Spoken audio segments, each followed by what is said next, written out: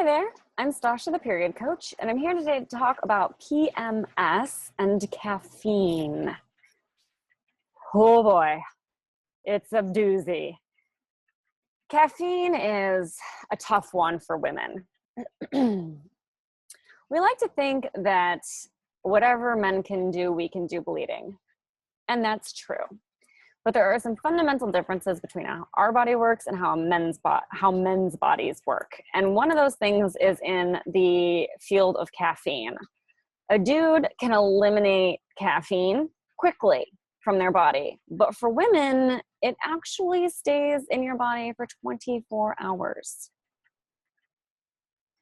This is a problem because when you're drinking caffeine and you're having a couple of cups a day, that's 24 hours, 24 hours, 24 hours. So if you're having a cup of coffee at 8 a.m., it's not getting out of your body until 8 a.m. the next day. And then if you're having another one at 10 and then another one, after lunch or 2 o'clock, that's 3 caffeine infusions in your body all at once. And then you start the next day and you're just starting to get back into balance from the day before. The problem with that is that we get rid of our excess estrogen through our liver. Our liver is what's dealing with all of this stuff, and it's trying to do its job, which is getting rid of our excess estrogen. But it can't when it's busy working on things like caffeine. And if you have alcohol too, again, it's in your body much longer than in a man's. So you have all of this time that these things are still in your body and your liver's trying to deal with it, and it's not dealing with the estrogen, which a man isn't dealing with nearly as high an estrogen load as we are.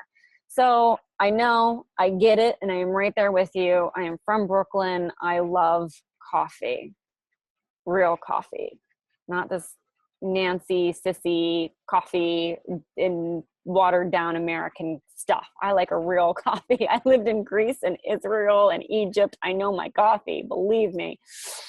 So I totally understand how you're feeling right now. And it was the absolute last thing that I got rid of in my diet so that I could have an optimized menstrual cycle and really use all of it to my advantage.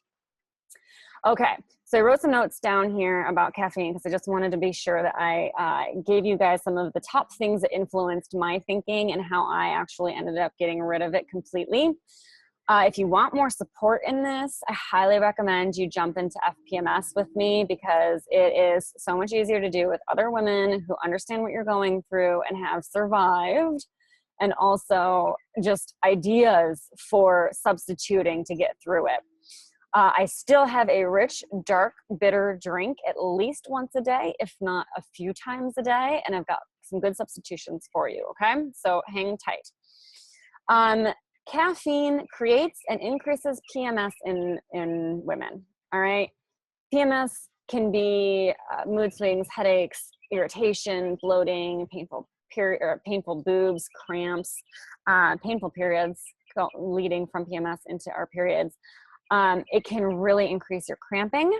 If you have endometriosis or PCOS, 2 things that cause a lot of pain. The caffeine is a big part of that problem. Cysts, which cause breast cysts or even uterine cysts, are often aggravated, irritated, created by caffeine. So if you have painful cysts, sorry, but caffeine is probably one of the big problems that's going into it. So many things. These are just some of the bigger ones and the more common ones for women. You may not know that you have endometriosis. It's often undiagnosed. I was never diagnosed with it, but as soon as I put in my the endometriosis protocols that I have for myself, it really helped a lot. And one of those things is caffeine free. You can't really diagnose endometriosis yet without surgery. So oftentimes just running the protocol can make a big difference, and then you don't really need to go in to have the surgery because why confirm it through surgery? That's dangerous. And I mean, I know it's not really dangerous, but still, surgery is surgery, right? Tangent, sorry. So if you caught my sugar video earlier, I shared about how inflammation is the root of all of the problems that we have. including PMS. So causing the things that cause inflammation, one of those is caffeine. It's one of the things that causes inflammation in the body. And that is one of the reasons that it's such a big problem and part of all of these things. Caffeine causes inflammation. Inflammation causes problems with our blood sugar levels. And something we discussed in the sugar video is that leads to all kinds of reproductive hormonal problems for us women, blood sugar, because they're so very tightly tied together. And another thing is that caffeine depletes your adrenals, right? So we create our hormones from cholesterol. Cholesterol turns into pregnenolone in the body. Pregnenolone turns into our adrenal hormones like cortisol. Also turns into our reproductive hormones like progesterone. And one of the problems is that because it's all being created by the same thing, our body says, okay, you've got pregnenolone, great, let's make some more of this, let's make some more of that. It's always going to make more adrenal over reproductive hormones. You don't need a reproductive system to survive. You need your adrenals to survive. So it's always going to make stress hormones. It's always going to make cortisol. And if you're inflamed, you're stressed out. It's just how the body works. So it's always going to make more stress hormones until you are just completely wiped dry because you're using those stress hormones to deal with the inflammation, stress.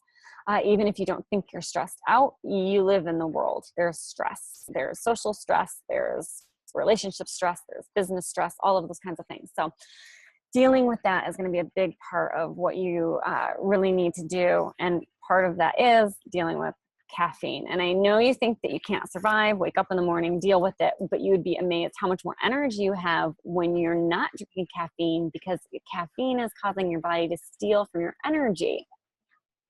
I know it seems completely nuts, but caffeine forces your body to steal energy from your reserves. When you get rid of the caffeine, you're no longer stealing from yourself to actually have more energy. It's not like you stop drinking caffeine and you zip up. You know that, I know that, we all know that. But it is something that after a week or two, you start to feel it and you go, oh, okay, now I understand. And I'm not saying that you do it once and it never happens again. It's a very addictive substance and we tend to go back to these things. I am guilty of it just as everyone else is. But that's one of the reasons. Another thing that caffeine does is it increases estrogen. So that cortisol steal that removes the progesterone from your body in order to make more cortisol. It's called a cortisol steal. It also leaves us too much estrogen because we need progesterone to balance out our estrogen, and we're not getting our progesterone. We are having too much estrogen. We get estrogen from a lot of sources, not just our own body. So when we have too much estrogen, we get PMS, we get heavy periods, we get cramps, we get long periods. You're not supposed to have a crazy long, heavy period. That's not a healthy period. So sorry. Okay, so those are some of the things, the reasons why caffeine is so hard on our lady parts and our hormones. Some of the things that I had to remind myself as I was quitting. And so some of my favorite caffeine replacements are things like dandelion root tea, roasted dandelion root tea, roasted root teas in general, chaga tea, mushroom teas. Those are always rich and dark and bitter. And even if you need to just start off with some decaf and work your way through it, that's totally okay. I know that decaf coffee has chemicals in it. It's one of the reasons that I never did do the decaf, because it was like, why skip out, why add chemicals into my daily diet when I could just be not, just drink the caffeine. But then finding out that how long it stayed in my system and all of the problems that it was causing in my system and going, oh, that's why I have crazy, I want to murder people during PMS or cry over absolutely nothing, and why I had such painful periods. It was a really big influence to go, okay, I'm just going to start with decaf or half calf and work my way down.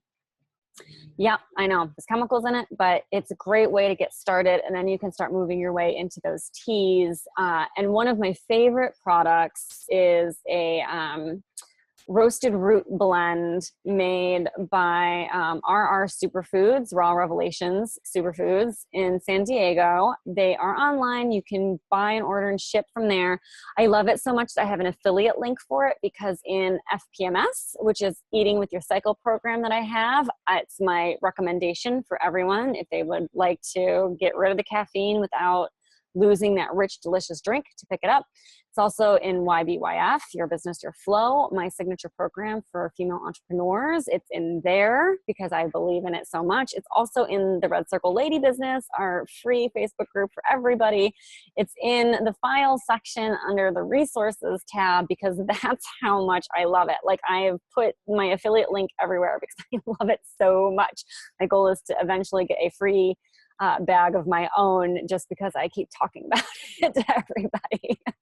I love it. It's got really adrenal supportive herbs in it, and it still has that coffee-esque flavor to it. It even kind of foams a little bit like an espresso. It's a really good substitute. So I'll put my affiliate link for that down below, because I love it, and why not, help a sister out while you're at it.